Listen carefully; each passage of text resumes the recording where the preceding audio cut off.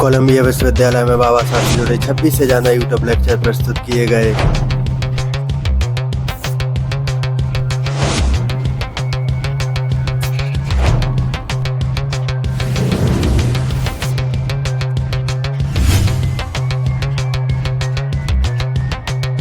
जब बाबा साहेब 1917 में भारत लौट रहे थे, उस समय जहाज पर गौरीपुर हमले में उनका मूल शोध पत्र की पांडुलिपि नष्ट हो गई। बाबा साहब ने तुरंत 1 मई 1952 को जवाब दिया, धन्यवाद, मैं 5 जून को उपस्थित रहूंगा। फिर दास ने करवट ली। 5 जून 1952 को ट्रस्टीज ने औपचारिक रूप से मंजूरी दी।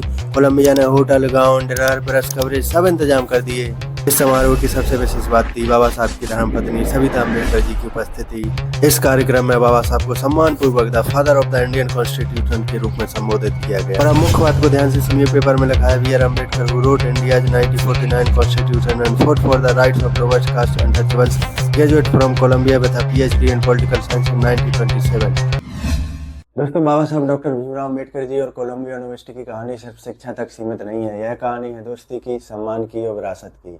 इसलिए मैंने इस वीडियो को कई भागों में बांटा है ताकि आप बाबा साहब का कोलंबिया यूनिवर्सिटी वाला पूरा सफर स्टेप बाय स्टेप समझ सकें। तो वीडियो को लास्ट तक जरूर देखना, क्योंकि अगर आपने बीच में स्किप किया तो बाबा साहब के इस ऐतिहासिक सफर की कई अहम कड़ियाँ आपसे छूट जाएंगी और पूरी कहानी अधूरी रह जाएगी। मैं यकीन के साथ कहता हूँ कि यूट्यूब पर कोलंबिया यूनिवर्सिटी के साथ बाबा साहब के रिश्ते की इतनी गहराई आपको कहीं और देखने को नहीं मिलेगी। याद रखिए, ये सिर्फ फैक्ट नहीं बल्कि वो विरासत है जिसे समझना जरूरी है। सबसे पहले हम देखेंगे बाबा साहब की एजुकेशन जर्नी, कैसे उन्होंने यहाँ से एमए और पीएचडी की डिग्रियाँ हासिल की, और साथ ही देखेंगे उनके वो शोध पत्र जिनसे पूरी दुनिया प्रभावित हुई। फिर हम जानेंगे उनके लेटर्स, जैसे 1920 और 1922 में लिखी गई वो चिट्ठियाँ जो आज भी कोलंबिया यूनिवर्सिटी की rare book and manuscript library यानी दुर्लभ पुस्तक एवं पांडुलिपि पुस्तकालय में सुरक्षित है। इसके बाद देखेंगे कोलंबिया एलुमनाई न्यूज आर्टिकल में बाबा साहब से संबंधित छपी खबरें और कोलंबिया एलुमनाई का वो ऑफिशियल रजिस्टर जहाँ बाबा साहब का नाम आज भी अंकित है। फिर आएगा वो ऐतिहासिक पल जब कोलंबिया यूनिवर्सिटी ने बाबा साहब को LLD यानी डॉक्टर ऑफ लॉ की मानद डिग्री प्रदान कर उनकी महानता को स्वीकार किया। इसके बाद हम देखेंगे ऑनर्स एंड लेगेसी का वो अध्याय जब 1955 में कोलंबिया यूनिवर्सिटी ने अपने परिसर में बाबा साहब की अमर स्मारक प्रतिमा स्थापित कर उनके योगदान को सदा के लिए जीवित कर दिया, ताकि आने वाली पीढ़ी उन्हें हमेशा याद रखें। फिर हम देखेंगे बाबा साहब के जीवन पर आधारित कोलंबिया यूनिवर्सिटी के वो कंटिन्यूइंग इनिशिएटिव्स जैसे exhibition, seminar, podcast, event, YouTube lecture और वे डिजिटल प्रोडक्ट शामिल हैं जिन्हें बाबा साहब की विरासत और विचारों को पूरी दुनिया तक पहुंचाया। और साथ ही हम उन शोधों पर भी नजर डालेंगे जिन्हें कोलंबिया यूनिवर्सिटी के विद्यार्थियों ने बाबा साहब के जीवन और विचारों पर अध्ययन करते हुए किए।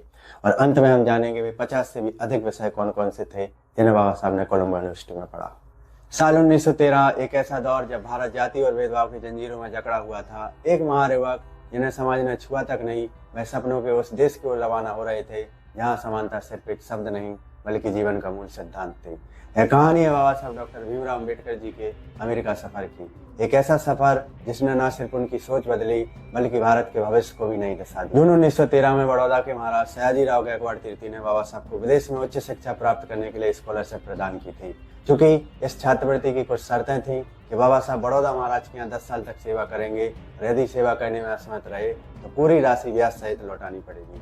इसकी और अधिक जानकारी आप हमारे पिछले वीडियो में देख सकते हैं। जुलाई 1913 में बाबा साहब कोलंबिया यूनिवर्सिटी पहुंचे और 22 वर्ष की आयु में उन्होंने कोलंबिया विश्वविद्यालय में प्रवेश किया। एक सप्ताह तक वे कोलंबिया यूनिवर्सिटी के एक डॉर्मेंट्री होटल हॉल में ठहरे, लेकिन भोजन में गोमांस और स्वाधीन खाना पसंद नहीं आया। इसके बाद वे कॉस्मोपोलिटियन क्लब के 554 वेस्ट में स्ट्रीट नंबर 114 में चले गए। कुछ समय बाद वे पारसी छात्र नवल भतेना जी के साथ लिविंगस्टन हॉल में रहने लगे और उनके साथ उनकी मित्रता आजीवन भर चली। अमेरिका में उन्होंने पहली बार स्वतंत्रता का असली अर्थ महसूस किया। यहाँ कोई छुआछूत नहीं था, कोई नीचा ऊंचा नहीं कहलाता था, उन्हें बराबरी का व्यवहार मिलता था। लेकिन जीवन आसान नहीं था। पैसे बचाने के लिए बाबा साहब ने मितव्ययी जीवन अपना लिया। वे तब तक भोजन नहीं करते जब तक तेज भूख न लगे। अक्सर भूख को एक कप चाय या कॉफी से शांत कर लेते। जहां अन्य विद्यार्थी अपना समय और पैसा सिनेमा, शराब और सिगरेट में गवाते थे, वहीं बाबा साहब हर एक पैसा सिर्फ किताबों पर ही खर्च करते थे। अतः बाबा साहब ने कभी नशा का सेवन नहीं किया। वे दिन में 18 घंटे पढ़ाई करते थे और इसी कारण उन्हें चश्मा लग गया था। अमेरिका में उन्हें professor John Davy, Franklin guidance और गोल्डन वाइजन जैसे शिक्षकों से पढ़ने का अवसर मिला। दोस्तों, क्या आप जानते हैं बाबा साहब अम्बेडकर जी ने सिर्फ भारत में नहीं बल्कि कोलंबिया यूनिवर्सिटी में पढ़ाई के दौरान कई शोध कार्य किए जो आज भी उनकी दूरदर्शी सोच का सबूत। जून 1915 में उन्होंने अपनी MA की डिग्री प्राप्त की। इसी दौरान अपनी thesis ancient Indian commerce of India और the administration and finance of East India Company को पूरा किया। इन दोनों शोधकारों को अक्सर उनकी शुरुआती थीसिस के रूप में संदर्भित किया जाता है। Ancient Indian commerce of India यानी प्राचीन भारतीय वाणिज्य, इसमें उन्होंने प्राचीन भारत के व्यापार, समुद्री मार्ग, विदेशी देशों के साथ व्यापारिक संबंध और भारत की आर्थिक ताकत को विस्तार से बताया। ये थीसिस साबित करती है कि बाबा साहब ने इतिहास को सिर्फ किताबों से नहीं बल्कि आर्थिक दृष्टिकोण से भी परखा। एमए के दौरान उन्होंने एक और डॉक्टरेट थीसिस लिखी, national dividend of India, a historic and analytical study, यानी भारत का राष्ट्रीय लाभांश, एक ऐतिहासिक और विश्लेषणात्मक अध्ययन। इस थीसिस को सीएलटीए सिलेबस में बाबा साहब की पीएचडी थीसिस के रूप में बताया गया है, लेकिन कोलंबिया विश्वविद्यालय में बाबा साहब को पीएचडी की डिग्री किसी और नाम की थीसिस से मिली थी, जिसकी चर्चा हम अभी करेंगे। नेशनल डिविडेंड ऑफ इंडिया में उन्होंने ब्रिटिश राज्य में भारत की राष्ट्रीय आय का विश्लेषण किया और दिखाया कि कैसे औपनिवेशिक नीतियों ने भारत की आर्थिक रीढ़ तोड़ी। इन तीनों थीसिस को महाराष्ट्र सरकार ने doctor Baba Saheb Ambedkar writing and speech volume 12 में सम्मिलित किया, जिसका पहला संस्करण 14 अप्रैल 1979 को प्रकाशित हुआ। अब बात करते हैं 9 मई 1915 के उस ऐतिहासिक दिन की, जब कोलंबिया यूनिवर्सिटी ने एक विशेष मानव विज्ञान सेमिनार में प्रोफेसर अलेक्जेंडर गोल्डरवाइजर की अध्यक्षता में बाबा साहब डॉक्टर भीमराव अंबेडकर जी ने अपना पहला शोध पत्र प्रस्तुत किया, जिससे पूरी दुनिया प्रभावित हुई। इसका शीर्षक था caste in India, their mechanism, genesis and development. यह केवल एक पेपर नहीं था, बल्कि एक ऐसा विचार विमर्श था जिसने जाति व्यवस्था की जड़ों को अकादमिक मंच पर उजागर कर पूरी दुनिया का ध्यान खींचा। इसमें उन्होंने भारत की जाति व्यवस्था का गहरा विश्लेषण किया। उन्होंने समझाया जाति कैसे बनी, काम कैसे करती है और इसका विकास कैसे हुआ। बाबा साहब ने इस पेपर में बताया कि जाति का मूल कारण कुछ और नहीं बल्कि सजातीय व्यवहार था, यानी अपने ही समुदाय में शादी करना।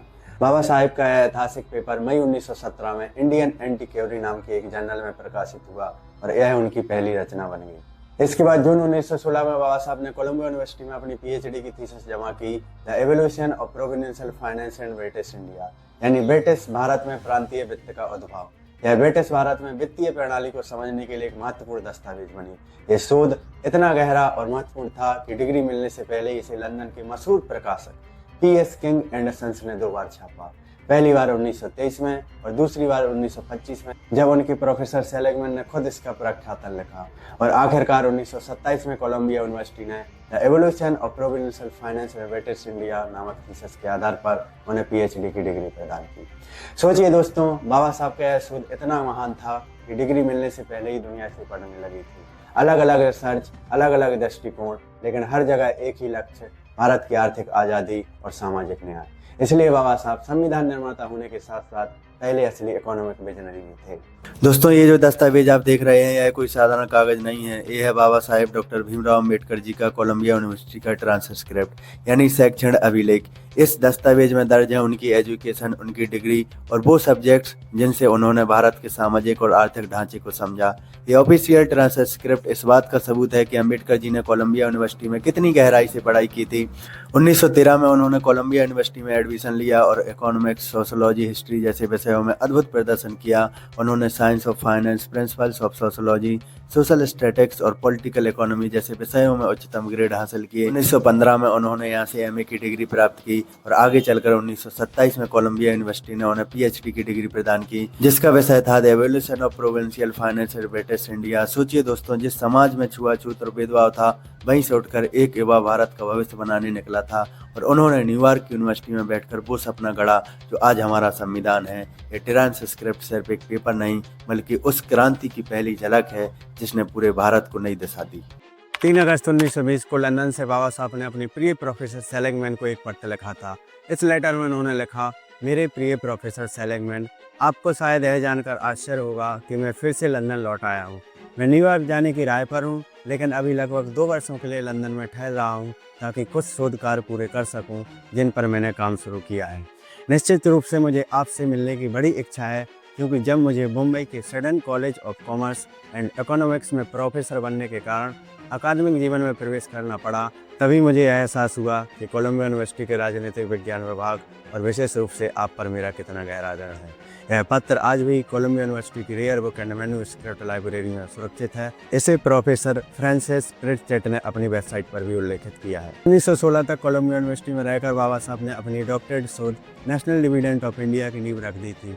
इस शोध पर उन्होंने अपने प्रोफेसर सेलिगमैन से लगातार चर्चा की और विश्वविद्यालय के छोड़ने के बाद भी उनसे घनिष्ठ पत्राचार जारी रखा। फिर बाबा साहब ने जून 1916 में अमेरिका छोड़ दिया और लंदन चले गए। इसके बाद 16 फरवरी 1922 को लंदन से बाबा साहब ने फिर अपने प्रोफेसर सेलिगमैन को एक पत्र लिखा। इस पत्र में बाबा साहब लिखते हैं, मेरे प्रिय प्रोफेसर सेलिगमैन, जब मैं 1917 में भारत लौट रहा था उस समय जहाज पर टॉरपीडो हमले में मेरा मूल शोध पत्र की पांडुलिपि नष्ट हो गई। इसलिए मैंने एक नया शोध पत्र लिखा है जिसका शीर्षक है the stabilisation of the Indian exchange. मैं आशा करता हूँ कि आपकी अनुमति से इसे कोलंबिया विश्वविद्यालय में PhD के लिए प्रस्तुत कर सकूंगा। मुझे उम्मीद है कि मैं दिसंबर में परीक्षा के लिए कोलंबिया उपस्थित हो पाऊंगा। इस बीच क्या आप यह व्यवस्था कर सकते हैं कि मेरे पांडुलिपि को प्रकाशन से पहले कोलंबिया विश्वविद्यालय के अर्थशास्त्र विभाग के किसी सदस्य द्वारा पढ़ा जाए। मैं इसे कोलंबिया यूनिवर्सिटी स्टडीज में प्रकाशित करवाने के लिए उत्सुक हूँ और आपको यह आश्वासन देता हूँ कि यह एक ऐसी पुस्तक होगी जिसकी बहुत बड़ी बिक्री होगी। यह उस समय का अत्यंत ज्वलंत विषय है और मेरा विश्वास है कि मैंने इसे पूरी गंभीरता और गहराई से प्रस्तुत किया है। आशा है कि आप आवश्यक कदम उठाने में प्रसन्न होंगे। इसके बाद 28 फरवरी 1922 को बाबा साहब को प्रोफेसर सेलिगमैन का उत्तर मिला। प्रोफेसर सेलिगमैन लिखते हैं, मेरे प्रिय अम्बेडकर, आपका पत्र पाकर और यह जानकर मुझे अत्यंत प्रसन्नता हुई कि आपने दोबारा कार्य शुरू कर दिया है। आपका चुना हुआ विषय निस्संदेह बहुत ही रोचक है और यदि आप अपनी पांडुलिपि को भेज देंगे तो मैं खुशी खुशी उसे अपने किसी सहकर्मी से पढ़वा दूंगा। प्रकाशन के बारे में हम बाद में स्टडीज़ में चर्चा कर सकते हैं। दोस्तों, यह लेटर इस बात का प्रमाण है कि बाबा साहब 1917 में लंदन से भारत लौटे थे। दूसरा प्रमाण यह है कि 27 जुलाई 1917 में उन्होंने बोला जने से ट्रेन लेकर मार्सले तक का सफर तय किया था और वहां से केसर हिंद जहाज से आगे बढ़े थे। तीसरा प्रमाण यह है कि अक्टूबर 1916 में बाबा साहब ने ग्रेज इन में लॉ की पढ़ाई के लिए और लंदन स्कूल ऑफ इकोनॉमिक्स में इकोनॉमिक्स की हायर स्टडीज़ के लिए एडमिशन लिया था। लोग अक्सर कन्फ्यूज रहते हैं कि बाबा साहब 1916 में भारत वापस लौटे थे, क्योंकि बाबा साहब की autobiography waiting for a visa में लिखा गया है, इन 1916 आई रिटर्न टू इंडिया। इसके मुख्य दो कारण हो सकते हैं। पहला यह है कि लिखते समय कुछ मिस्टेक हो गई हो और दूसरा बुक प्रिंटिंग के दौरान एरर हो गया हो, क्योंकि अगली ही लाइन में उन्होंने लिखा है, I studies at Columbia University in New York from 1913 to 1917. In 1917, I came to London and joined the postgraduate department of the School of Economics of the University of London. लेकिन इसके बाद वाली लाइन फिर confuse करती है, जिसमें लिखा गया है, In 1918, I was obligated to return to India without completing my studies. यानी पहले 1916, फिर 1917 और फिर 1918 का जिक्र आता है। परंतु ऑथेंटिक रिकॉर्ड्स और लेटर से यही साबित होता है कि बाबा साहब वास्तव में 1917 में भारत वापस लौटे थे। और हमें यह भी ध्यान रखना चाहिए कि वेटिंग फॉर अ वीज़ा 1935-36 में लिखा गया था। उस समय शायद टाइमलाइन को उतनी क्लियरिटी से नहीं लिखा जा सकता। अब हम बात करते हैं उस ऐतिहासिक दस्तावेज की जो बाबा साहब और कोलंबिया यूनिवर्सिटी के बीच के गहरे रिश्ते को साबित करता है। यह जो आर्टिकल आप अपनी स्क्रीन पर देख रहे हैं, यह कोलंबिया एलुमनाई न्यूज नाम के अखबार में 19 दिसंबर 1930 को छापा गया था। इस आर्टिकल का शीर्षक है untouchables represented by Ambedkar 15 AM 28 PhD, यानी बाबा साहब ने अछूतों का प्रतिनिधित्व किया। यह आर्टिकल हमें बताता है कि 1930 में बाबा साहब ने लंदन में चल रहे गोलवेज सम्मेलन में भाग लिया, तो वहाँ सिर्फ एक भारतीय नेता के तौर पर नहीं बल्कि भारत के 4 करोड़ 30 लाख से भी ज़्यादा दलितों रिप्रेस्ड क्लासेस के प्रतिनिधि के तौर पर मौजूद थे। सबसे खास बात यह है कि उन्होंने उस समय के प्रस्तावित नए संविधान में दलितों के लिए रखे गए सुरक्षा उपायों पर अपनी असंतुष्टि जाहिर की थी। 1930 के दशक में जब लंदन में राउंड टेबल कॉन्फ्रेंस हुई तो वहाँ एक ऐतिहासिक दृश्य देखने को मिला। समाज द्वारा अछूत कहे जाने वाले बाबा साहब डॉक्टर भीमराव अम्बेडकर जी ब्रिटिश साम्राज्य के लॉर्ड्स और नाइट्स के साथ एक ही टेबल पर बैठकर चर्चा कर रहे थे।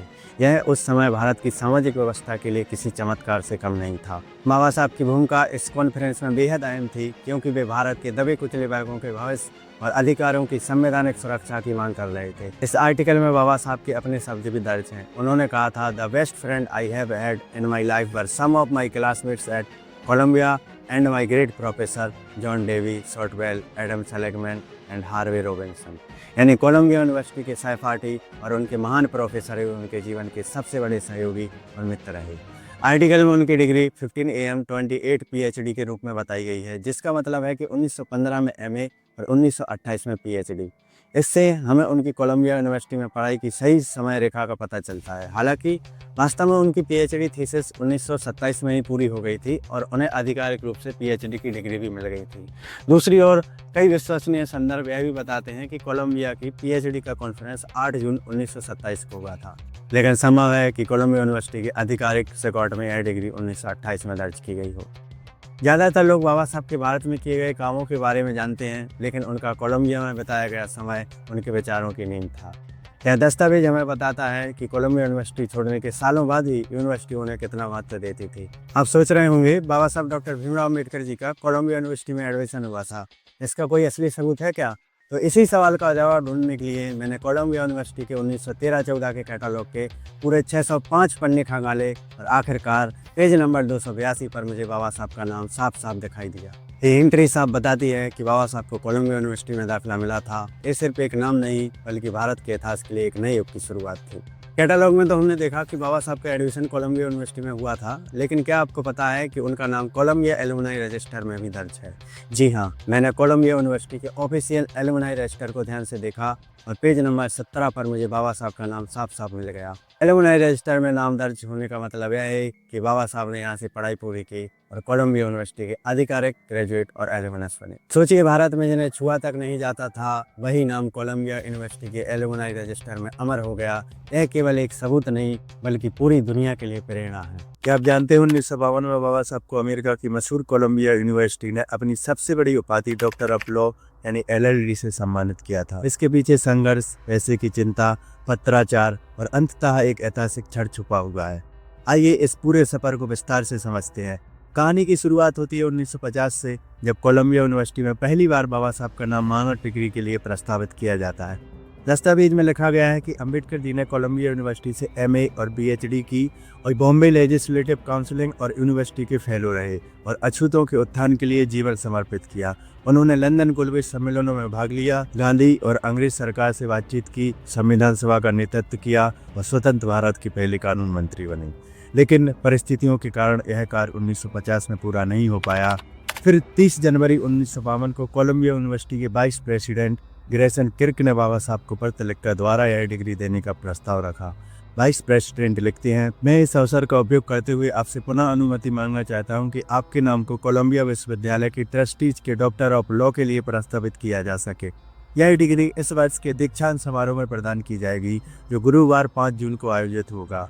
जैसा कि आप पहले से ही जानते हैं कि यह हमारे लंबे समय से चली आ रही प्रथा है कि ऐसी उपाधियां अनुपस्थिति में प्रदान नहीं की जाती हैं। मैं हृदय से आशा करता हूं कि इस वर्ष आपका व्यस्त कार्यक्रम इस प्रकार व्यवस्थित हो सकेगा कि आप विश्वविद्यालय के 198वें दीक्षांत समारोह के दिन न्यूयॉर्क सिटी में उपस्थित रह सकें। 24 फरवरी 1952 को बाबा साहब ने पत्र के माध्यम से जवाब दिया, यह मेरे लिए बहुत बड़ा सम्मान है, आप मेरा नाम रख सकते हैं, लेकिन यात्रा का खर्च 15,000 रुपये है, जो मैं कुछ सार्वजनिक लेक्चर देकर निकाल सकता हूं, जैसे संविधान, बौद्ध धर्म, जाति व्यवस्था पर। सोचिए, संविधान लिखने वाले बाबा साहब डॉक्टर भीमराव अम्बेडकर जी, जिन्होंने आज़ाद भारत को कानून का ढांचा दिया, जब उन्हें उनकी मातृ विद्यापीठ कोलंबिया यूनिवर्सिटी ने सम्मान के लिए बुलाया तो भारत सरकार ने उनकी मदद क्यों नहीं की? क्यों बाबा साहब को पत्र में लिखना पड़ा कि मेरी यात्रा और ठहरने का खर्च करीब 15,000 रुपये आएगा, जो मैं आपके यहाँ लेक्चर देकर निकाल सकता हूँ? मेरा सवाल यह है कि उस समय सरकार कहाँ थी? जिस संविधान की बदौलत ये सरकारें चल रही थीं, उसी संविधान के निर्माता को अपने सम्मान के लिए खुद ही रास्ता तलाशना पड़ा। 1951 में हिंदू कोड बिल पास न होने से बाबा साहब ने नेहरू मंत्रिमंडल से इस्तीफा दिया था। इसके बाद कांग्रेस सरकार और बाबा साहब के रिश्ते बेहद ठंडे हो गए थे। शायद यही कारण था कि 1952 में जब कोलंबिया यूनिवर्सिटी ने उन्हें सम्मानित करने के लिए बुलाया, तब सरकार ने उनकी कोई मदद नहीं की। चलिए अब जानते हैं बाबा साहब कोलंबिया यूनिवर्सिटी कैसे पहुँचे। 12 मार्च 1952 को फिर से वाइस प्रेसिडेंट ग्रेसन किर्क का पत्र आया। इसमें लिखा था कि उनके आने जाने और रहने की व्यवस्था पर विचार हो रहा है और सुझाव दिया गया था कि वे अमेरिका दूतावास से स्मिथ-मंद एक्ट के तहत यात्रा का खर्च निकाल सकते हैं। 23 अप्रैल 1952 को बाबा साहब ने बताया कि उन्होंने दूतावास से संपर्क किया, लेकिन मदद की सूची भर चुकी थी। वे बोले, यदि संभव ना हो तो मैं अगले साल तक इंतजार कर सकता हूँ। और तभी 28 अप्रैल 1952 को कोलंबिया से टेलीग्राम आया, मित्रों की मदद से $1500 का इंतजाम हो गया है, अब न्यूयॉर्क आ सकते हैं। बाबा साहब ने तुरंत 1 मई 1952 को जवाब दिया, धन्यवाद, मैं 5 जून को उपस्थित रहूंगा। फिर इतिहास में करवट ली। 5 मई 1952 को ट्रस्टीज ने औपचारिक रूप से मंजूरी दी। कोलंबिया ने hotel, gown, dinner, press coverage सब इंतजाम कर दिए और एस्कॉर्ट के तौर पर तारकनाथ दास को नियुक्त किया गया। बाबा साहब ने 25 मई 1952 को अपनी 2 फोटो भेजी और कहा, मैं 2 जून को न्यूयॉर्क पहुंचूंगा, कृपया मुझे एयरपोर्ट से रिसीव करें।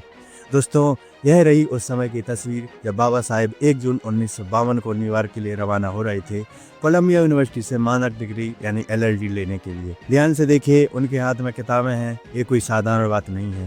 यह साफ दिखाता है कि बाबा साहब की सबसे बड़ी पूंजी सत्ता या पद नहीं थी, बल्कि ज्ञान था। वे जहाँ भी जाते, किताबें उनके साथ जाती। 4 जून 1952 को डिनर का निमंत्रण बाबा साहब ने स्वीकार किया। यह उनके सम्मान में आयोजित एक विशेष डिनर था। सोचिए, जब भारत में लोग खान पान और छुआछूत की जंजीरों में उलझे हुए थे, उसी समय कोलंबिया यूनिवर्सिटी के वाइस प्रेसिडेंट ग्रेसन एल कैरेटो ने बाबा साहब को अपने घर डिनर पर आमंत्रित किया था। यह हमें याद दिलाता है कि जाति और छुआछूत जैसी कुरीतियां सिर्फ भारत की जमीन पर गड़ी थीं, जिनसे बाबा साहब उम्र भर जूझते रहे, बल्कि दुनिया के विकसित समाज ने बाबा साहब को बराबरी और सम्मान की दृष्टि से देखा। और आखिरकार 5 जून 1952 को कोलंबिया यूनिवर्सिटी के 198वें कॉन्वोकेशन समारोह में साइटेशन पढ़ा गया कि भारत के महान नागरिक, एक सच्चे समाज सुधारक और मानव अधिकारों के साहसी रक्षक बाबा साहेब डॉक्टर भीमराव अंबेडकर जी को डॉक्टर ऑफ लॉ यानी LLD की उपाधि से सम्मानित किया जाता है। यह सुनकर पूरा हॉल तालियों से। तुम जरा इस तस्वीर को ध्यान से देखिए। 1952 का कोलंबिया विश्वविद्यालय का कॉन्वोकेशन है। मंच पर सैकड़ों विद्वान और बड़े लोग बैठे हैं, तालियां बज रही हैं, लेकिन इन सब के बीच बाबा साहब को देखिए, वह अपने हाथ में किताब लिए गहराई से पढ़ रहे हैं। यह दृश्य हमें बताता है कि उनके लिए सबसे बड़ा सम्मान किताबें और ज्ञान था। यही कारण है कि आज भी हम उन्हें ज्ञान के प्रतीक के रूप में याद करते हैं।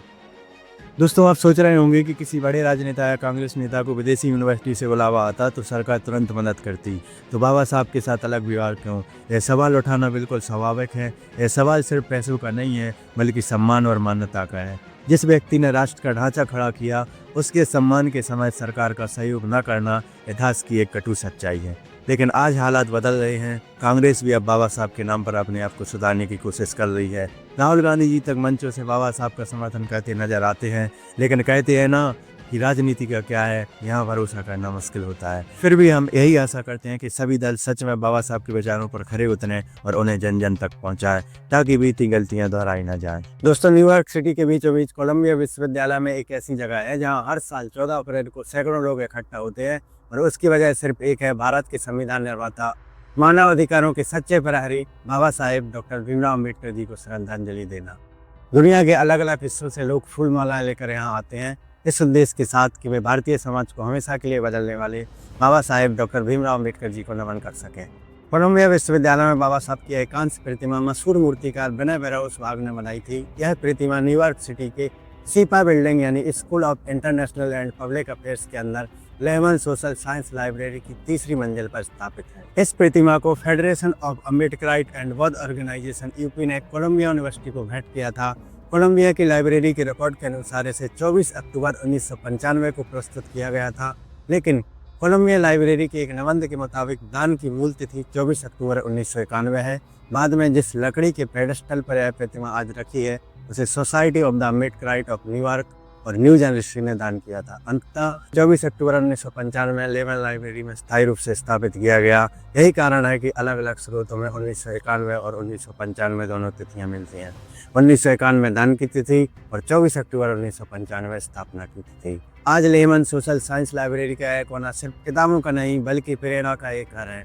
यह प्रतिमा हमें याद दिलाती है कि सच्चे चिंतक और समाज सुधारक सिर्फ अपने देश तक सीमित नहीं होते, उनकी सोच, उनके विचार और उनका संघर्ष पूरी दुनिया को राह दिखाता है।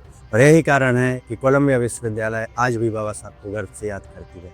अब बात करते हैं सन 1995 के उस ऐतिहासिक दिन की, जब भारतीय संविधान के निर्माता और मानव अधिकारों के सबसे बड़े योद्धा बाबा साहेब डॉक्टर भीमराव अंबेडकर जी को याद करने के लिए दुनिया भर से लोग न्यूयॉर्क में एकत्रित हुए। 24 अक्टूबर 1995 में कोलंबिया के school of international and public affairs के केलॉग सेंटर में एक विशेष कार्यक्रम आयोजित हुआ।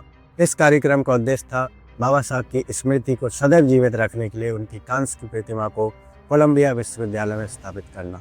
इस समारोह की सबसे विशेष बात थी बाबा साहेब की धर्मपत्नी सविता अंबेडकर जी की उपस्थिति। इस कार्यक्रम के दौरान ब्राह्मण परिवार में जन्मी सविता जी ने भावुक होकर कहा, इसमें कोई दो राय नहीं हो सकती कि अंबेडकर जी सबसे महान व्यक्ति हैं। मुझे बहुत खुशी और गर्व है कि मुझे ऐसा जीवन साथी मिला। कार्यक्रम में कोलंबिया यूनिवर्सिटी के विख्यात विद्वान आइंसली थॉमस एमरी ने भी अपने अनुभव साझा किए। उन्होंने याद किया कि किस तरह 1949 में मऊ में अंबेडकर जी के अनुयायियों का उत्साह देखने को मिलता है। भारत से लेकर अमेरिका तक जहाँ भी बाबा साहेब का नाम लिया गया, वहाँ एक नई ऊर्जा, एक नई चेतना ने जन्म लिया।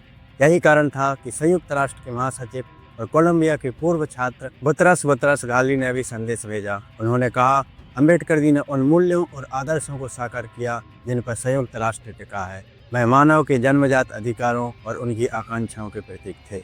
आज कोलंबिया यूनिवर्सिटी में लेवन लाइब्रेरी में सजी यह प्रतिमा केवल धातु का एक रूप नहीं है, बल्कि यह स्मारक है उस संघर्ष की जिसे बाबा साहेब ने समानता, न्याय और मानवीय गरिमा के लिए लड़ा।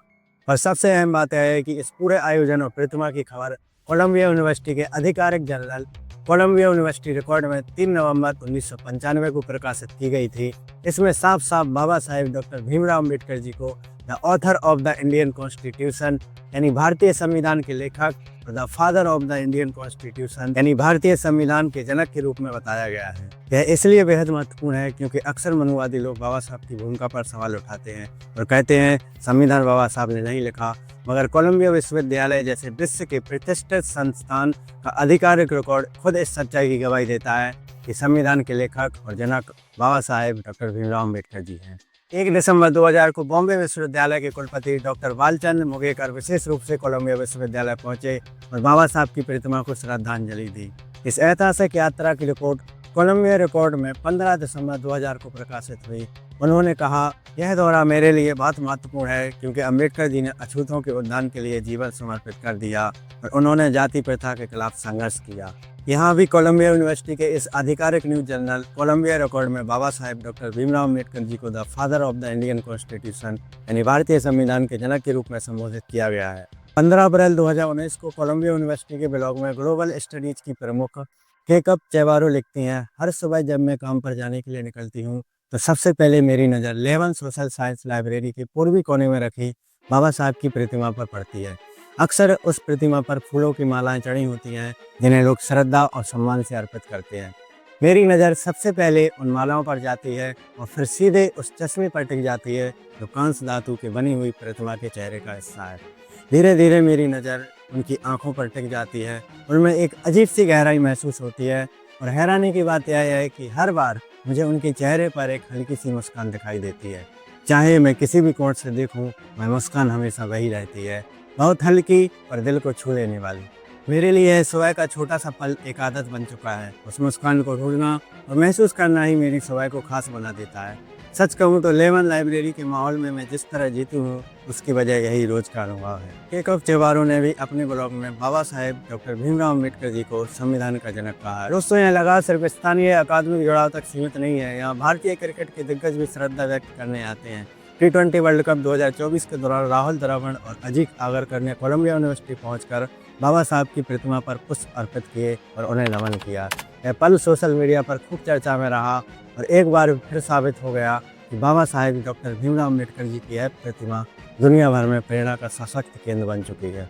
मार्च 2024 में माननीय सुप्रीम कोर्ट के मुख्य न्यायाधीश जस्टिस श्री भूषण रामकृष्ण गवई जी ने कोलंबिया विश्वविद्यालय पहुंचकर बाबा साहेब की प्रतिमा पर श्रद्धा सुमन अर्पित किए। उन्होंने इसे अपने जीवन का सम्मानजनक क्षण बताया। विगत दिनों पूर्व भीम आर्मी चीफ लोकसभा सांसद श्री चंद्रशेखर आजाद जी भी कोलंबिया यूनिवर्सिटी पहुंचे थे, जहां उन्होंने बाबा साहब की प्रतिमा को पुष्पांजलि अर्पित कर श्रद्धांजलि दी थी। दोस्तों, कोलंबिया यूनिवर्सिटी ने एक ऑनलाइन एग्जीबिशन बनाई जिसका नाम है caste Ambedkar and contemporary India. इसे 16 और 17 अक्टूबर 2009 में एक बड़े कॉन्फ्रेंस के साथ पेश किया गया था। इस एग्जीबिशन में बाबा साहब से जुड़ी बहुत सी दुर्लभ चीज़ें दिखाई गई, जैसे कोलंबिया की पढ़ाई से जुड़ी उनकी यादें, उनके जीवन पर आधारित रिसर्च और भारत में जाति, राजनीति, संविधान और धर्म से जुड़े मुद्दों पर कई महत्वपूर्ण संसाधन रखे गए हैं। दोस्तों, क्या आप जानते हैं बाबा साहब की ऐतिहासिक कृति एनालिसिस ऑफ कास्ट को कोलंबिया यूनिवर्सिटी ने एक विशेष मल्टीमीडिया स्टडी एनवायरनमेंट में बदल दिया है। यह प्रोजेक्ट फ्रांसिस प्रेचेट और Columbia centre for new media teaching and learning की देखरेख में बनाया गया था, जिसे सहयोग और फंडिंग कोलंबिया यूनिवर्सिटी के साउथर्न एशियन इंस्टीट्यूट से मिली थी। इस डिजिटल प्रोडक्ट का मुख्य स्रोत है doctor Baba Saheb Ambedkar and writing speech. अब जरा सोचिए, एनालिसिस ऑफ कास्ट जिसे पहली बार 1936 में बॉम्बे में प्रकाशित किया गया था, फिर 1937 और 1944 में इसके संस्करण आए। आज वही ग्रंथ कोलंबिया यूनिवर्सिटी ने आधुनिक डिजिटल रूप में दुनिया के सामने रखा है। और सिर्फ यही ही नहीं, इस वेबसाइट में एक्सप्लेनेटरी नोट्स और बाबा साहब की कुछ अन्य महत्वपूर्ण रचनाएं भी शामिल हैं। यानी कोलंबिया यूनिवर्सिटी ने बाबा साहेब के विचारों को डिजिटल विरासत के रूप में संरक्षित किया ताकि आने वाली पीढ़ियां जाति प्रथा के खिलाफ उनकी क्रांतिकारी आवाज़ को पढ़ें और समझ सकें। 16 और 17 अक्टूबर 2003 को कोलंबिया यूनिवर्सिटी में एक ऐतिहासिक सम्मेलन हुआ जिसका शीर्षक था constitution, democracy and the rule of law. इस सम्मेलन में सबसे अहम सवाल था आज़ादी और सुरक्षा के बीच सही संतुलन कैसे बनाया जाए। कोलंबिया का संविधान और लोकतंत्र से रिश्ता बहुत गहरा है। जब यह किंग्स कॉलेज था तब यहीं से अमेरिका संविधान के निर्माता निकले गवर्नर मॉरिस, जॉन जे और अलेक्जेंडर हैमिल्टन। यही विश्वविद्यालय आगे चलकर 2 अमेरिकी राष्ट्रपति, कई सुप्रीम कोर्ट जज और अनगिनत राष्ट्र निर्माताओं की शिक्षाओं का केंद्र बना। और इन्हीं महान हस्तियों की कड़ी में शामिल हैं भारत के संविधान निर्माता बाबा साहेब डॉक्टर भीमराव अम्बेडकर जी। इस कार्यक्रम में बाबा साहब को सम्मान पूर्वक the father of the Indian constitution के रूप में संबोधित किया गया। साथ ही अफ्रीका से आए पिक्सले से हमें अफ्रीकन नेशनल कॉन्फ्रेंस के संस्थापक भी इस परंपरा का हिस्सा रहे। इस पूरे सम्मेलन में कुछ 16 स्पीकर शामिल थे जिनकी पूरी सूची आप अपनी स्क्रीन पर देख सकते हैं। इन सब की सोच और संघर्ष एक ही प्रश्न पर केंद्रित थे, संविधान का असली मकसद क्या है और इंसाफ व आज़ादी को कैसे कायम रखा जाए। 2003 में जब कोलंबिया विश्वविद्यालय ने अपनी 250वीं वर्षगांठ मनाई तो उसने उस समय अपने उन विद्यार्थियों को याद किया जो अपने समय से बहुत आगे की सोच रखते थे। तो उनमें सबसे प्रेरणादायक नाम था बाबा साहेब डॉक्टर भीमराव अम्बेडकर जी का। बाबा साहेब का विश्वास था an idea needs progression as much as a plant needs watering, यानी एक विचार को उतनी ही सच्चाई की जरूरत होती है जितनी एक पौधे को। यहाँ बाबा साहब के बारे में निम्न बातें लिखी गई हैं। भारत की आज़ादी के महान नेता, नए भारत के संविधान के शिल्पकार और उन 6 करोड़ दबे कुचले लोगों के अधिकारों के लिए संघर्ष योद्धा जिन्हें अछूत कहा जाता था। दोस्तों, इसके बाद वाली लाइन बहुत ही महत्वपूर्ण है क्योंकि यहाँ लिखा गया है उन्होंने न सिर्फ दलितों के लिए बल्कि सभी वंचित वर्गों के लिए आवाज़ उठाई। इस बात को मैंने महत्वपूर्ण इसलिए बताया है क्योंकि अक्सर लोग कहते हैं कि बाबा साहब ने सिर्फ दलितों के लिए ही सब कुछ किया है। इसके बाद बाबा साहब की डिग्रियों का जिक्र है जैसे MA, PhD और LLD की उपाधि। और साथ ही लिखा गया है कि उन्होंने 1930 में न्यूयॉर्क टाइम्स को बताया the best friend I have had in my life were some of my classmates at Columbia and my great professor John Dewey, James Shotwell, Edwin Seligman and James Harvey Robinson. The profile जनवरी 2004 में professor Sukhdev Thorat से भी परिशोधित कराई गई। उस समय वे JNU तथा Indian institute of Dalit studies नई दिल्ली में कार्यरत थे। कोलंबिया विश्वविद्यालय ने सिर्फ बाबा साहब को पढ़ाया ही नहीं बल्कि उनकी सोच से जुड़ी नई सांस्कृतिक पहचान को भी संरक्षित किया। यहाँ पर 1990 में प्रकाशित एक महत्वपूर्ण शोध the rise of a new Buddhist emergy इस बात को साबित करता है कि बाबा साहब की बौद्ध आंदोलन ने कला और पहचान दोनों को एक नया आयाम दिया। कोलंबिया विश्वविद्यालय के संग्रह में एक और शोध शामिल है Dalit Ambedkar statue and the state of Uttar Pradesh. इसमें बताया गया है कि कैसे बाबा साहब की मूर्तियां दलित समाज के लिए संघर्ष और पहचान का प्रतीक बनी। यह दिखाता है कि अम्बेडकर जी की विचारधारा सिर्फ पढ़ाई लिखाई तक सीमित नहीं रही बल्कि समाज के हर कोने में मूर्तियों और प्रतीकों के रूप में जीवित रही। कोलंबिया विश्वविद्यालय की प्रोफेसर फ्रांसिस प्रिचेट ने बाबा साहब की फोटोग्राफ्स और उनकी लोकप्रिय छवियों का एक अनमोल संग्रह बनाया है। इसमें हमें बाबा साहब का पूरा सफर दिखाई देता है, एक मेधावी छात्र से लेकर समाज सुधारक और संविधान निर्माता बनने तक का। यह संग्रह बताता है कि किस तरह बाबा साहब की छवि समाज में बदलती रही और मजबूत होती रही। कोलंबिया यूनिवर्सिटी के संग्रह में 1837 का एक अनोखा इलस्ट्रेट मैन्युस्क्रिप्ट मौजूद है 72 specimens of caste in India. इसमें 72 पेंटिंग्स हाथ से बनाई गई हैं जो अलग अलग जातियों और धार्मिक समूहों को दर्शाती हैं। ये चित्र हमें उस दौर की सामाजिक विषमता का सजीव प्रमाण देते हैं जिनके खिलाफ बाबा साहब ने आजीवन संघर्ष किया। आप जानते हैं बाबा साहब डॉक्टर भीमराव अम्बेडकर जी की छवि सिर्फ किताबों और भाषणों तक सीमित नहीं थी। भारत में उन्हें कैलेंडरों पर भी जगह दी गई जहाँ वे भगवान बुद्ध, फुले, साहूजी महाराज, पेरियार और बिरसा मुंडा जैसे महान समाज सुधारकों के साथ दिखाए गए। ये कैलेंडर सिर्फ तारीखें बताने का साधन नहीं थे बल्कि बहुजन समाज की नई पहचान और विचारधारा का प्रतीक थे। कई कैलेंडरों पर लिखा मिलता है बुद्ध, फुले, साय, अम्बेडकरी विचारमाला समर्पित और एक जगह पर लिखा है बहुजन हिताय बहुजन सुखाय। सोचिए कोलंबिया यूनिवर्सिटी में आज भी बाबा साहब के नाम पर संस्कृत, हिंदी और मराठी में लिखी गई कविता संजोई गई हैं। श्री कृष्ण सेमावाला की संस्कृत रचना से लेकर रसिका बिहारी मंजुला की कविताओं और महात्मा फुले की आधुनिक शैली की कविता तक सब में बाबा साहब की झलक देखने को मिलती है। जय पवार की भगवान बुद्ध पर लिखी गई कविता, माता प्रसाद का बाबा साहब के जीवन पर आधारित नाटक, ये सब हमें बताते हैं कि बाबा साहब साहित्य और कला की धड़कन बन चुके थे। कोलंबिया एग्जीबिशन बताती है कि बाबा साहब की सोच ने दुनिया भर में कितनी संस्थाओं और आंदोलन को जन्म दिया। दोस्तों, 16 फरवरी 2007 की इस कोलंबिया डेली स्पेक्टेटर न्यूज़पेपर को देखिए। इस आर्टिकल में साफ साफ लिखा गया है बाबा साहब ने कोलंबिया विश्वविद्यालय से अपनी एजुकेशन पूरी की है। और अब मुख्य बात को ध्यान से सुनिए। पेपर में लिखा है B.R. Ambedkar, who wrote India's 1949 Constitution and fought for the right of lowest caste untouchables, graduate from Columbia with a PhD in Political Science in 1927। है कोलंबिया जैसी महान यूनिवर्सिटी के न्यूज़पेपर का ऑफिशियल सबूत इस बात का प्रमाण है कि भारत का संविधान बाबा साहब ने लिखा है। 12 अप्रैल 2010 की कोलंबिया रिकॉर्ड न्यूज़पेपर में लिखा है the V R Ambedkar professorship in Indian constitution law and named after Columbia alumnus V R Ambedkar who was the architect of the Indian constitution. यह पंक्ति कोलंबिया के आधिकारिक रिकॉर्ड में है। इसका मतलब यह है कि एक प्रतिष्ठित विश्वविद्यालय के शब्दों में बाबा साहेब डॉक्टर भीमराव अम्बेडकर जी को स्पष्ट रूप से the architect of the Indian constitution माना गया है। अब 20 मार्च 2012 की कोलंबिया डेली स्पेक्टर न्यूज़पेपर को देखिए। इस आर्टिकल में एक बहुत ही खास इवेंट का जिक्र है। पेपर में लिखा है reconciling Gandhi with Ambedkar learn about debates between the most important social reform of the modern India. यानी कोलंबिया विश्वविद्यालय का ऐतिहासिक सबूत इस बात का प्रमाण है कि बाबा साहेब और गांधी जी के बीच हुई ऐतिहासिक बहसें इतनी महत्वपूर्ण है कि आज भी कोलंबिया जैसे महान संस्थान में पढ़ाई और चर्चा का विषय बनती हैं। अब हम बात करते हैं एक ऐसी पहल की जो बाबा साहब की सोच और उनकी विरासत को दुनिया तक पहुंचाने का काम कर रही है। इस पहल का नाम है अम्बेडकर इनिशिएटिव, जो कोलंबिया विश्वविद्यालय की institute for comparative lecture and society यानी ICLS के अंतर्गत चलती है। इस पहल का नेतृत्व प्रोफेसर अनुपमा राव कर रही हैं। पहल का मकसद है अम्बेडकर जी की विचारधारा को लोकतंत्र, सामाजिक न्याय और असमानताओं पर चल रही वैश्विक बहस से जोड़ना।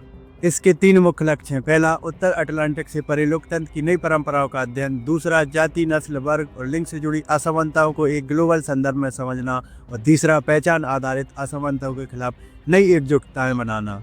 अब बात करते हैं इसके मुख्य कामों की, जिनमें शामिल हैं हर साल होने वाली Ambedkar series, Columbia University Press द्वारा B R Ambedkar book series, एक खास course Columbia University and B R Ambedkar, साथ ही प्रदर्शनियों में वर्कशॉप, पब्लिक प्रोग्राम जिनमें दलित कला और आंदोलन पर फोकस किया जाता है। इसके अलावा B R Ambedkar essay prize तो कोलंबिया जर्नल ऑफ एशिया द्वारा उत्कृष्ट छात्र के लेखन के लिए दिया जाता है और इसमें आगे चलकर अम्बेडकर रिसर्च फेलोशिप भी शामिल किए जाएंगे।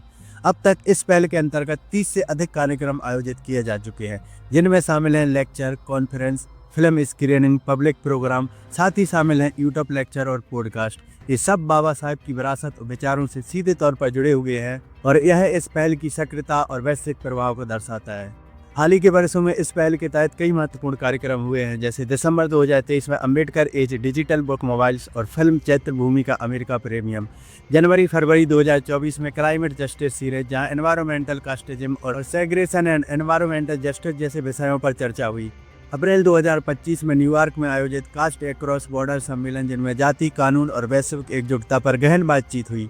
और अक्टूबर 2023 में मेलन फाउंडेशन से कोलंबिया लाइब्रेरी को $1.7 मिलियन का ग्रांट मिला ताकि एंटी कास्ट आर्चिव बनाया जा सके और दलित व बहुजन समुदायों की सांस्कृतिक धरोहर को डिजिटल रूप में सजाया जा सके।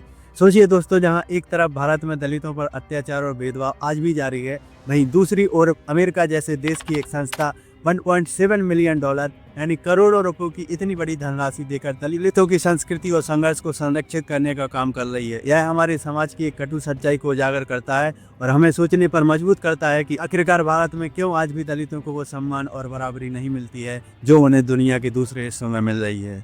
अम्बेडकर इनिशिएटिव सिर्फ एक शैक्षणिक प्रयास नहीं है, बल्कि यह एक ऐसा वैश्विक आंदोलन है जो हमें बाबा साहब की सोच से जोड़कर समानता और न्याय की ओर आगे बढ़ाता है। क्या आप जानते हैं बाबा साहब की सोच और विरासत कोलंबिया विश्वविद्यालय में आज भी जिंदा है? आइए देखते हैं किस तरह ये 4 अहम पहलू हमें बाबा साहब को नए नजरिए से समझने का मौका देते हैं, जिनमें सबसे पहले नंबर पर आता है बाबा साहेब और डू बोइस का पत्राचार। बाबा साहब लिखते हैं, although I have not meet you personally, I know by your name as one Dutch who is working in the case of securing liberty to the operated people. यानी मैं आपसे व्यक्तिगत रूप से नहीं मिला हूँ, लेकिन जो भी उत्पीड़नों की आवाज के लिए काम करता है वह आपके नाम से परिचित है।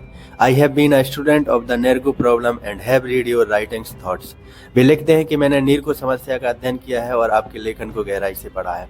There is so much similarity between the position of the untouchables in India and the position of the Negroes in America that is study of the latter is not only natural but necessary। बाबा साहब ने दोनों संघर्षों की तुलना करते हुए कहा है कि भारत के दलितों और अमेरिका के अश्रुतों की स्थिति इतनी समान है कि एक को समझना दूसरे के समझने के बराबर है। I was very interested to read that Negroes of America have filed a petition to the UNO that untouchables of India are also thinking of following suit। वे लिखते हैं कि मुझे जानकर खुशी हुई कि अमेरिका के अश्रुतों ने संयुक्त राष्ट्र में याचिका दी है, भारत के दलित भी ऐसा करने की सोच रहे हैं। Will you be so good as secure for me 2 or 3 copies of this representation by the Negroes and send them to my address। कृपया मुझे इसकी 2-3 प्रतियां मेरे पते पर भेज दीजिए। डुबोसेस ने 31 जुलाई 1946 को उत्तर दिया। वे लिखते हैं, I have your letter concerning the case of Negroes of America and the untouchables in India before the United Nation. यानी मुझे आपका पत्र मिला जिसमें आपने अश्रोतों और दलितों की स्थिति संयुक्त राष्ट्र में रखने की बात की है। National Negro Congress has already made a statement which I am enclosing. वे बताते हैं कि नेशनल नेग्रो कांग्रेस पहले ही एक ज्ञापन दे चुके हैं जिसकी प्रति मैं आपके लिए भेज रहा हूँ। I think however that is a much more comprehensive statement well document will eventually B laid before the United nation by the national association for the advantage of coloured people. Do bosses आगे लिखते हैं, बहुत जल्द nap भी संयुक्त राष्ट्र को एक और ज्ञापन सौंपेगी। If this is done I shall be glad to send you a copy. मतलब वे आश्वासन देते हैं कि जब यह होगा तो मैं आपको उसकी प्रति भेज दूंगा। अंत में डू बॉयस कहते हैं, I have often heard your name and work and of course have any sympathy with the untouchables of India. I shall be glad to be any service I can reminder if possible in the future. यानी मैंने आपका नाम और कार्य सुना है। भारत के दलितों के प्रति मेरी पूरी सहानुभूति है और भविष्य में जहां भी संभव होगा मैं मदद करने को तैयार हूं। अब आइए इस ऐतिहासिक पत्राचार को संक्षिप्त में समझते हैं। बाबा साहब ने अफ्रीकी अमेरिका नेता डू बोइस को पत्र लिखा था। इस पत्र में उन्होंने भारत के दलितों और अमेरिका के अश्रुत समुदायों की पीड़ा और संघर्ष को जोड़ते हुए दोनों के बीच की समानताओं को उजागर किया। उन्होंने नेशनल नेग्रो कांग्रेस द्वारा संयुक्त राष्ट्र में दायर याचिका का जिक्र किया और उसकी प्रतियां मंगवाई ताकि भारत के दलित भी उसी राय पर अपनी आवाज उठा सकें। जवाब में डू बोइस ने 31 जुलाई 1946 को बाबा साहब को पत्र लिखा। उन्होंने अछूतों की स्थिति के प्रति अपनी सहानुभूति जताई और कहा कि वे हर संभव मदद करने के लिए तैयार है। इस तरह यह पत्र केवल दो महान नेताओं के बीच संवाद नहीं था बल्कि अंतर्राष्ट्रीय स्तर पर जाति और नस्लीय भेदभाव को जोड़ने वाला एक ऐतिहासिक सेतु था जो दुनिया के सामने समान संघर्षों और साझा अधिकारों की मांग को मजबूती से पेश करता है। दूसरे नंबर पर आता है कास्ट इन कोलंबिया पॉलिसी। यहाँ आज भी कोलंबिया यूनिवर्सिटी में जाति पर चर्चा जारी है। जर्नलिज्म स्कूल के छात्रों की मांग है कि कास्ट को भी यूनिवर्सिटी की नॉन डिस्क्रिमिनेशन पॉलिसी में जोड़ा जाए। यह दिखाता है कि बाबा साहेब का मुद्दा सिर्फ भारत तक नहीं बल्कि एक वैश्विक सवाल है। और तीसरा है अम्बेडकर पॉडकास्ट। कोलंबिया का अम्बेडकर इनिशिएटिव पॉडकास्ट सीरीज चलाता है जहां छात्र और शोधकर्ता अम्बेडकर जी की सोच, उनके लेखन और उनके आधुनिक महत्व पर बातचीत करते हैं। ये पॉडकास्ट आज की पीढ़ी तक उनके विचारों को पहुंचाने का जरिया है जिसे हम अभी विस्तार में जानेंगे। और आखिरी नंबर पर आता है Anupa Rao on anti cast writing. ICLS की डायरेक्टर अनुपा राव ने एंटी कास्ट राइटिंग सीरीज में अम्बेडकर जी के लेखन, उनके प्रभाव पर चर्चा की। यह बताता है कि कोलंबिया अब भी बाबा साहेब को सिर्फ एक छात्र के रूप में नहीं बल्कि एक विश्वसनीय चिंतक के रूप में देखता है। यहाँ हमें बाबा साहेब से संबंधित बहुत सारे लेक्चर देखने को मिलते हैं जो यूट्यूब पर भी उपलब्ध हैं और उनकी चर्चा हम अभी कुछ समय बाद करने वाले हैं। दोस्तों, कोलंबिया विश्वविद्यालय में जब बाबा साहेब ने पढ़ाई की थी उसके लगभग 100 साल बाद 2018 में कोलंबिया ने अम्बेडकर इनिशिएटिव पॉडकास्ट की शुरुआत की जिसका परिचय एपिसोड 7 जनवरी 2021 को सभी के लिए प्रकाशित किया गया। इस एपिसोड में वर्णन कॉलेज की छात्रा खदीजा हुसैन, हिस्ट्री प्रोफेसर अनुपा राव और कोलंबिया कॉलेज की हालिया ग्रेजुएट प्रिया पाई के साथ बात करती हैं कि यह पॉडकास्ट सीरीज क्या हासिल करना चाहती है। प्रोफेसर राव ने ही इस पहल की स्थापना की थी और प्रिया पाई इस पहल के डिजिटल प्रयासों का नेतृत्व दे रही हैं। यह पॉडकास्ट बाबा साहब की बौद्धिक यात्रा और उनकी लोकतंत्र व समानता पर गहरी सोच को नए नजरिए से दुनिया के सामने रखता है। अब तक इसके अंतर्गत 7 पॉडकास्ट किए जा चुके हैं। आइए इन्हें जानते हैं। दोस्तों, अम्बेडकर इनिशिएटिव पॉडकास्ट सीरीज के पहले एपिसोड में मास्टर छात्रा लोयला बैकरे ने कोलंबिया कॉलेज की छात्रा यूसेन एलुमिनी से बात की। यूसेन ने बाबा साहेब के 1916 के निबंध कास्ट इन इंडिया पर अपने अनुभव साझा किए। उन्होंने खासकर जातिवाद के विश्लेषण को लिंग, यौनिकता और सामाजिक संरचना के नजरिए से देखा और बाबा साहब के सरप्लस मैन और वुमेन्स के विचार पर ध्यान केंद्रित किया। इसकी अवधि 18 मिनट से ज्यादा है। यह एपिसोड हमें दिखाता है कि कैसे बाबा साहेब का विश्लेषण आज भी सामाजिक और लैंगिक मुद्दों को समझने में महत्वपूर्ण है।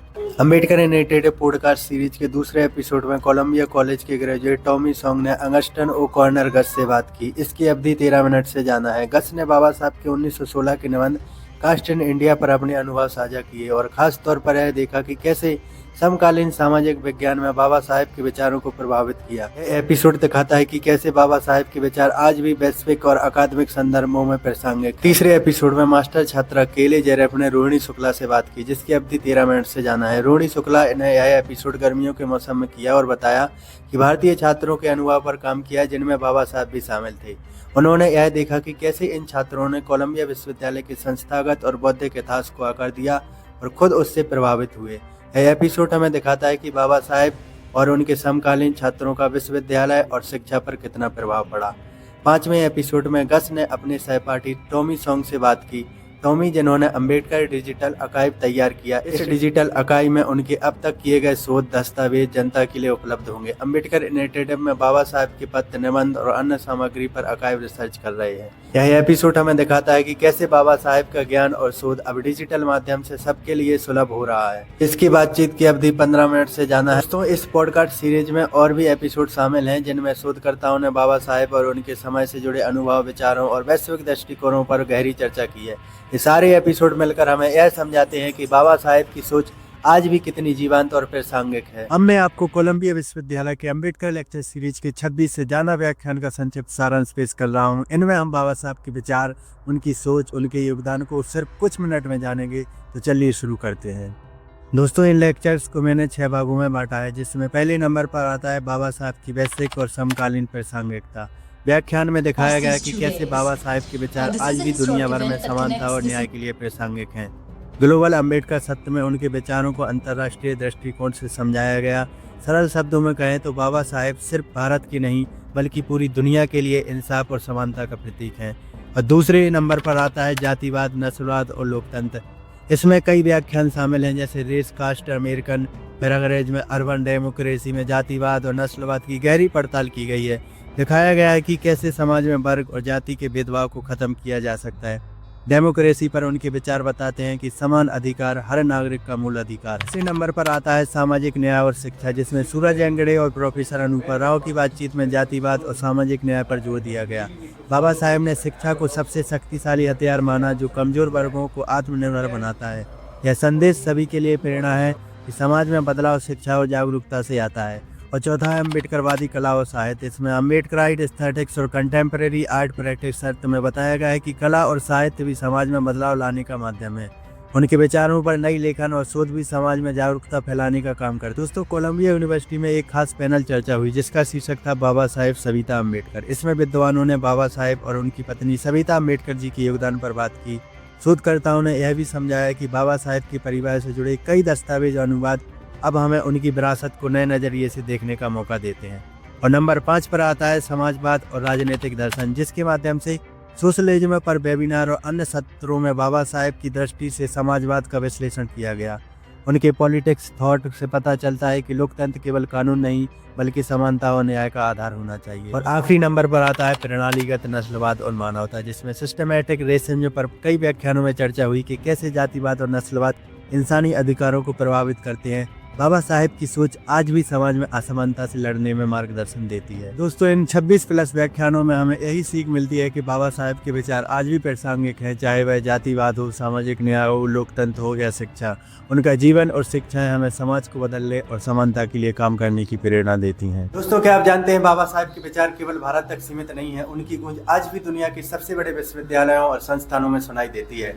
कोलंबिया यूनिवर्सिटी का अम्बेडकर इनिशिएटिव इसी विरासत को आगे बढ़ाता है। यहाँ हर साल सेमिनार, कॉन्फ्रेंस, डिस्कशन और लेक्चर के जरिए विद्वान, विद्यार्थी और विचारक मिलकर एक ही सवाल पर मंथन करते हैं कि हम बाबा साहेब की सोच से आज की दुनिया को और न्यायपूर्ण कैसे बना सकते हैं। आइए जानते हैं ऐसे ही कुछ ऐतिहासिक आयोजनों की कहानी। 23 फरवरी 2019 को कोलंबिया विश्वविद्यालय के वर्णन कॉलेज में एक कार्यक्रम आयोजित हुआ जिसका शीर्षक था दलित फिल्म एंड कल्चर फेस्टिवल। इसका मकसद था दलित जीवन की सच्चाई और अनुभवों को सिनेमा के जरिए सामने लाना। इस फेस्टिवल में दिखाया गया कि किस तरह मुख्य धारा सिनेमा ने वर्षों तक दलित किरदारों को या तो अदृश्य किया या उन्हें अपमानजनक रूप से पेश किया। लेकिन अब एक नई धारा दलित सिनेमा उभर रही है जो न सिर्फ कला और रचनात्मक का उत्सव है बल्कि समाज की बुराइयों के खिलाफ खड़े होने का साहस भी है।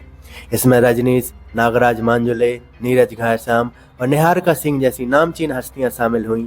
यह फेस्टिवल बाबा साहेब की उस विरासत को सलाम करता है जो समानता और सामाजिक न्याय पर आधारित है। 3 दिसंबर को कोलंबिया यूनिवर्सिटी में टू थिंक अदरवाइज नाम से एक इंटरव्यू आयोजित हुआ। इसमें प्रोफेसर अनुपमा राव और केल्विन एनजी के बीच उनकी किताब द कास्ट क्वेश्चन के 10 साल पूरे होने पर बातचीत हुई। इसमें बाबा साहेब के विचारों और दलित पहचान के सवालों पर गहरी चर्चा हुई, यानी जाति पर सोचने का एक नया तरीका सामने आया। 24 से 26 अक्टूबर 2019 तक न्यू स्कूल में बाबा साहेब डॉक्टर भीमराव अम्बेडकर जी की विरासत पर 5वां अंतर्राष्ट्रीय सम्मेलन आयोजित हुआ। इस साल का विषय था वैश्विक संदर्भ में दलित, लिंग और धर्म पर पुनः विचार। सम्मेलन में दुनिया भर के विद्वान, संस्थान और सामाजिक कार्यकर्ता शामिल हुए ताकि दलितों के लिए समान अधिकार और गरिमा पर खुलकर चर्चा हो सके। मुख्य मुद्दों में जाति आधारित भेदभाव, लिंग और धर्म के सामाजिक प्रभाव पर विचार शामिल थे। यह सम्मेलन आज भी दलित संघर्षों की वैश्विक समझ और एकजुटता जनता के लिए एक महत्वपूर्ण मंच बनकर खड़ा है। 1 और 2 अक्टूबर 2019 को हेमन सेंटर फॉर ह्यूमैनिटीज में Cambridge companion on B R. Ambedkar नाम से एक विशेष कार्यशाला आयोजित हुई। इसमें भारत के बाहर से विद्वानों ने अपने ड्राफ्ट पर चर्चा की। इस आयोजन का उद्देश्य बाबा साहेब पर लिखी जाने वाली कैम्ब्रिज कंपेनियन सामग्री को और समृद्ध बनाना था। यह एक निमंत्रण आधारित कार्यक्रम था और आम जनता के लिए खुला नहीं था। इस कार्यशाला में प्रमुख निम्न प्रतिभागी शामिल थे, जिनकी सूची आप अपनी स्क्रीन पर देख सकते हैं। 9 अक्टूबर 2020 को कोलंबिया यूनिवर्सिटी के institute for comparative lecture and society ने अपने अम्बेडकर इनिशिएटिव के साथ एक ऑनलाइन वेबिनार आयोजित किया। इसका शीर्षक था understanding systematic racism, the human and humanity in this time. इसमें एटीएन बालीवार और नासुम चंडाल ने भाग लिया और प्रोफेसर अनुपा राव ने मॉडरेट किया। वेबिनार में नस्लवाद, जातीय भेदभाव, औपनिवेशिक अन्याय और संस्थागत हिंसा जैसी समस्याओं पर गंभीर चर्चा की गई। अम्बेडकर इनिशिएटिव के जरिए इस कार्यक्रम ने बाबा साहेब की समानता, सामाजिक न्याय और लोकतंत्रात्मक सोच के वैश्विक महत्व को भी उजागर किया। 11 फरवरी 2022 को कोलंबिया विश्वविद्यालय के institute for comparative lecture and society ने अपने अम्बेडकर इनिशिएटिव के तहत एक वर्चुअल कार्यक्रम आयोजित किया। इस कार्यक्रम में भी गीता ने बाबा साहेब और भारत में समाजवाद के सवाल पर चर्चा की। वे एलए यूनिवर्सिटी के केल्विन एनजी और अनुपा राव के साथ बातचीत में शामिल हुई। कार्यक्रम का उद्देश्य बाबा साहेब की सोच और सामाजिक दृष्टिकोण को समकालीन संदर्भ में समझना था। यह कार्यक्रम ऑनलाइन आयोजित हुआ और इसमें भाग लेने के लिए रजिस्ट्रेशन करना अनिवार्य था। 8 अप्रैल 2022 को साउथ एशिया इंस्टीट्यूट और कोलंबिया यूनिवर्सिटी के अम्बेडकर इनिशिएटिव ने एक वर्चुअल कार्यक्रम आयोजित किया। इस कार्यक्रम का शीर्षक था religious scepticism as public ethics B R. Ambedkar and his contemporary. Prathama Banerjee ने बताया कि कैसे बाबा साहेब और उनके समकालीनों ने धर्म आलोचना को सार्वजनिक नैतिकता के रूप में देखा। वे दिखाती हैं कि किस तरह धर्म पर तर्क संगत और साक्ष्य आधारित बहसों का प्राचीन दक्षिण एशियाई इतिहास में क्या महत्व था। कार्यक्रम ने धर्म, तर्क और लोकतंत्रात्मक सोच को समझने के नए दृष्टिकोण पर जोर दिया। 30 मार्च 2023 को टीचर्स कॉलेज कोलंबिया यूनिवर्सिटी ने Ambedkar Dewey and the evolution of pragmatism in India नामक एक अंतर्राष्ट्रीय सम्मेलन आयोजित हुआ। यह कार्यक्रम बाबा साहेब और उनके शिक्षक जॉन डेवी के शैक्षिक और बौद्धिक संबंधों पर केंद्रित था। की नोट्स स्पीकर स्कॉट आर स्ट्राउड ने बताया कि कैसे बाबा साहेब ने डेवियन विचारों और तरीकों को अपनाकर भारत में प्रगतिशील विचारधारा का नया दृष्टिकोण विकसित किया। कार्यक्रम में गीता स्नीकर, खामिशों ने परिचय और मॉडरेशन किया, जबकि अन्य पैनलिस्टों में मानवाधिकारों, शिक्षा और सामाजिक न्याय के विभिन्न पहलुओं पर चर्चा की। यह सम्मेलन बाबा साहेब के दृष्टिकोण और प्रोफेसर जॉन डेवी के प्रभाव को समझने के लिए एक महत्वपूर्ण मंच साबित हुआ। 13 नवंबर 2023 को कोलंबिया लॉ स्कूल में कन्वर्सेशन विद चंद्र भवन प्रसाद आयोजित हुई। चंद्र भवन प्रसाद, जो दलित एंटरप्राइज मैगजीन के संस्थापक और जाति और दलितों के अधिकारों पर भारत के विश्व स्तर पर जाने माने विद्वान हैं, इस कार्यक्रम में शामिल हुए। वे अपने अनुभव और किताबों जैसे Dewey and the odds, Dalit phobia, what is Ambedkarism के माध्यम से दलित उद्यमता, जातिवाद और सामाजिक असमानता पर चर्चा करते हैं। कार्यक्रम ने दर्शकों को यह समझने का अवसर दिया कि कैसे अम्बेडकरवाद और आधुनिक दलित आंदोलन भारत और वैश्विक स्तर पर सामाजिक न्याय को प्रभावित कर रहे हैं। इस बातचीत ने समाज में बदलाव और दलित सशक्तिकरण के विभिन्न पहलुओं पर विस्तार से चर्चा करने का एक महत्वपूर्ण मंच प्रस्तुत किया। 3 दिसंबर 2023 को वर्णन हॉल के जेम्स रूम में स्क्रीनिंग ऑफ चैत्यभूमि आयोजित की गई। इस कार्यक्रम में कलाकार स्मिता राजमाने और फिल्म मेकर सोमनाथ बागमारे के साथ इस डॉक्यूमेंट्री की अमेरिकी प्रीमियर हुई। मुंबई, जिसे पहले बॉम्बे कहा जाता था, हमेशा सपनों का शहर रहा, लेकिन यहाँ सामाजिक संघर्ष और असमानता का लंबा इतिहास भी है। चैत्यभूमि मुंबई में वह पवित्र स्थल है जहाँ 6 दिसंबर 1956 को बाबा साहेब डॉक्टर भीमराव अम्बेडकर जी का महापरिनिर्वाण हुआ। यहाँ हर साल लाखों लोग उनकी स्मृति में आते हैं, उनके संघर्ष और न्याय के लिए अपनी प्रतिबद्धता दिखाने। यह डॉक्यूमेंट्री इस ऐतिहासिक स्थल और वहाँ के सांस्कृतिक, सामाजिक और राजनीतिक पहलुओं को उजागर करती है, दिखाती है कि कैसे दलित समुदाय अपने नेता की विरासत को याद करता है और सामाजिक न्याय के लिए लगातार प्रयासरत है। 14 अप्रैल 2022 को कोलंबिया यूनिवर्सिटी ने अम्बेडकराइट स्टूडेंट ऑफ कोलंबिया और ग्लोबल स्टडीज ने मिलकर बाबा साहब की 131वीं जयंती मनाई थी। इस मौके पर दुनिया भर से आए विद्वानों, लेखकों और विचारकों ने बाबा साहेब के विचारों पर चर्चा की और खास बात ये रही कि उनके परपोते सुजात प्रकाश अम्बेडकर जी भी इसमें शामिल हुए थे। यह दिखाता है कि आज भी कोलंबिया विश्वविद्यालय में बाबा साहब की विरासत उतनी ही जीवंत है जितनी 100 साल पहले थी। रोहिणी शुक्ला, जो कोलंबिया यूनिवर्सिटी से जुड़ी एक रिसर्च स्कॉलर हैं और लंबे समय से बाबा साहेब के विचारों और उनकी सोशल फिलॉसफी पर रिसर्च कर रही हैं। रोहिणी शुक्ला लिखती हैं कि सन 1913 में सिर्फ 22 साल की उम्र में बाबा साहेब न्यूयॉर्क पहुंचे और कोलंबिया विश्वविद्यालय में उन्होंने सिर्फ इकोनॉमिक्स ही नहीं पढ़ी, बल्कि सोशोलॉजी, हिस्ट्री और एंथ्रोपोलॉजी भी गहराई से पढ़ी। यहीं उन्होंने अपना पहला ऐतिहासिक निबंध कास्ट इन इंडिया लिखा और दुनिया को बताया कि जाति व्यवस्था कैसे बनी। यानी कोलंबिया की क्लासरूम ही वो जगह थी जहां बाबा साहेब के विचारों की असली नींव पड़ी। चलिए बात करते हैं उन सब्जेक्ट की जिन्हें बाबा साहब ने कोलंबिया विश्वविद्यालय में पढ़ा। कोलंबिया विश्वविद्यालय में बाबा साहब के मुख्यतः पाठ्यक्रम विषय थे इकोनॉमिक्स, जिससे उन्होंने समाज व अर्थव्यवस्था की गहरी रिश्ते को गहराई से समझा। सोशोलॉजी, जिसके माध्यम से उन्होंने जाति और सामाजिक संरचना का वैज्ञानिक अध्ययन किया। हिस्ट्री, जिससे उन्होंने अतीत के संघर्षों और सभ्यताओं की गहराई को समझा। पॉलिटिक्स, जिसने उन्हें लोकतंत्र और शासन व्यवस्था का गहन ज्ञान दिया।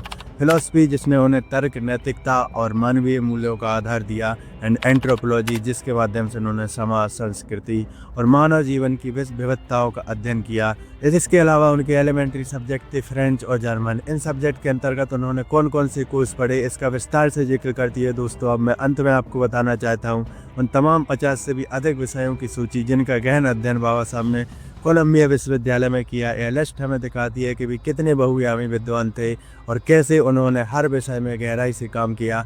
आइए सुनते हैं ये पूरी सूची, जिसमें शामिल money and banking, corporation finance, principle of sociology, historical science of finance, the economics problem of Germany, economics reading, classical English economics, principle and method of statics, social statics, history of economics since Adam Smith, principle of sociology analytical, economics theory, the trust and corporation problem, Marx and post-Marxian socialism, commerce and commercial policy, seminar in political economy and finance, the theory of social evolution, the protest revolt, value and distribution, principles of inductive sociology, the classical economics, the labor problem, railroad problem, economics, social and legal, history of socialism, radicalism and social reform as reflected in the literature of the 19th century, history of the India and of Persia, the history of intellectual class in Europe part 1, the history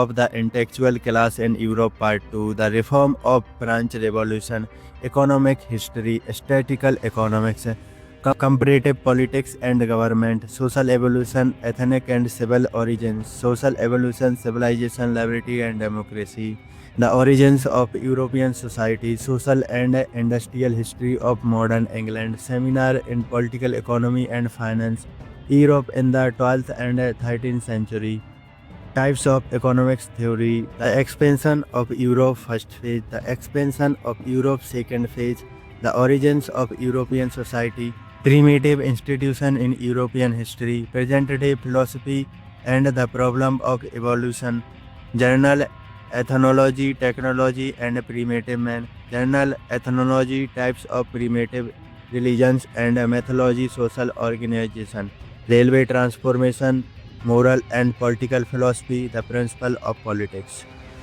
दोस्तों, अभी तक हमने बाबा साहब से जुड़ी सारी जानकारी podcast, YouTube lecture और इवेंट के माध्यम से देखी, लेकिन यह सब ऑनलाइन उपलब्ध सामग्री थी। लेकिन इसके अलावा भी बाबा साहब की बहुत सी अमूल्य विरासत ऑफलाइन रूप में rare book and manuscript library में मौजूद है, जिन्हें आप सीधे तौर पर जाकर देख सकते हैं। बाबा साहब से जुड़े कुछ मुख्य संग्रह इस प्रकार हैं, जिसमें शामिल है हिस्टोरिकल बायोग्राफी फाइल। इसमें उनके जीवन, शिक्षा और विश्वविद्यालय से जुड़े रिकॉर्ड मिलते हैं। बाबा साहब की फाइल बॉक्स 7 में रखी गई है। वहीं देखें हम अगर हिस्टोरिकल फोटोग्राफ कलेक्शन को, तो यह संग्रह उनके चित्र, विश्वविद्यालय के कार्यक्रम और 1952 के कमेंसमेंट से जुड़ी तस्वीरें रखता है। पोर्ट्रेट्स बॉक्स 2, बाइसेंटियन फाइल बॉक्स 148 और कमेंसमेंट फाइल बॉक्स 189 में देखी जा सकती है। देखें अगर हम एलुमनाई फेडरेशन कार्ड्स को, तो यहाँ उनकी डिग्री, वर्ष और उनके करियर की जानकारी मिलती है। बाबा साहब का कार्ड बॉक्स 1 में है। Office of public affairs photograph collection, इसमें 1952 के कमेंसमेंट और 1995 में स्थापित अम्बेडकर मेमोरियल की तस्वीरें मौजूद है। इसलिए क्लियर मिचेल्स पेपर्स, इसमें बाबा साहब और प्रोफेसर मिचेल के पत्राचार के दस्तावेज हैं। स्टूडेंट वर्क्स, आप उनके मास्टर ऐसे और डॉक्टरेट थीसिस को भी RBML में देख सकते हैं। वहीं 1966 मास्टर्स ऐसे बाई एडले एम फिश के, इसमें बाबा साहब के ग्रंथ द बुद्धा एंड हिज धम्मा में बौद्ध शास्त्रों को उपयोग पर शोध मौजूद हैं। इन संग्रहों को देखने के लिए आपको स्पेशल कलेक्शन रिसर्च अकाउंट बनाना होगा और अपने गवर्नमेंट ID या कोलंबिया ID के साथ वेरीफाई करना होगा। इसके लिए कम से कम 48 घंटे पहले अपॉइंटमेंट लेना जरूरी है। दोस्तों, मैंने इस वीडियो में बाबा साहब के हर कदम, हर संघर्ष, हर कहानी को खोजने में 25 दिनों से भी ज़्यादा की मेहनत की है। तो अगर आपको उनकी इस यात्रा से सीख मिली हो तो हमारे चैनल को सब्सक्राइब कीजिए, वीडियो को लाइक और शेयर जरूर कीजिए, क्योंकि बाबा साहब के विचारों को जन जन तक पहुंचाने का ये डिजिटल मिशन सिर्फ मेरा नहीं बल्कि हम सभी का है। जय भीम।